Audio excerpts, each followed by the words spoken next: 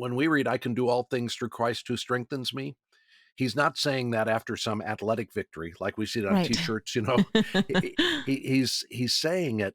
I can find joy in the midst of whatever circumstance I'm in because Christ strengthens me.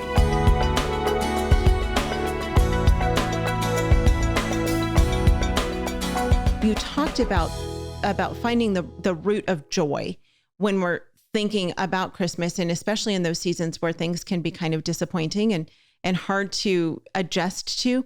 So let's talk about that. Take us to where we can really get to the root of joy during the season.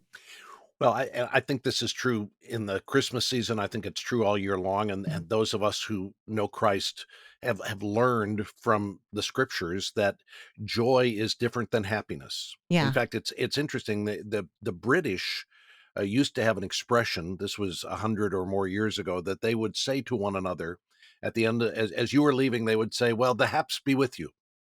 And what they were saying was, may good things go your way. The haps meant, may what happens Hmm. bring you happiness. There's a connection between what happens and happiness, even in the word happen and happy.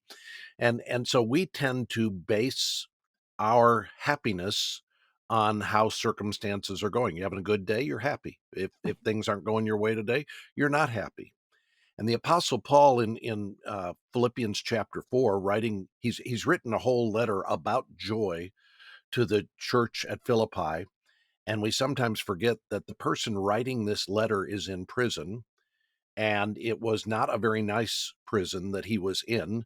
It was basically a hole in the ground that he was living in. And he had limited access uh, to to clean water, things like, I mean, they Yeah. gave him enough to live on, but it was not a great living environment. And the Apostle Paul writes to the church, he says, I've learned how to be content. By the way, this comes right after he said, rejoice in the Lord Right. always. Always. And then he says, and again I say, Right. rejoice. So he's telling us this is something that we can choose to rejoice. Rejoicing is not something that you say, am I joyful today? You say, I'm going to choose to be joyful today. Rejoice in the Lord always. He says, when your heart is burdened, make your requests to God. Don't be anxious about anything. Make your requests to God, and the peace of God that passes understanding will fill your heart and mind. And then he says, think on what is true and noble and right and good. And he says, I've learned that this is the secret to contentment. Mm. I've had times of plenty. I've had times of want. I've had Christmas seasons that go well and Christmas seasons that blow up. I've had whatever it is. I've learned that my contentment, my joy is not in how my circumstances go, but it's in the Lord. I can do when we read, I can do all things through Christ who strengthens me. He's not saying that after some athletic victory, like we see it on Right. t-shirts, he's saying it.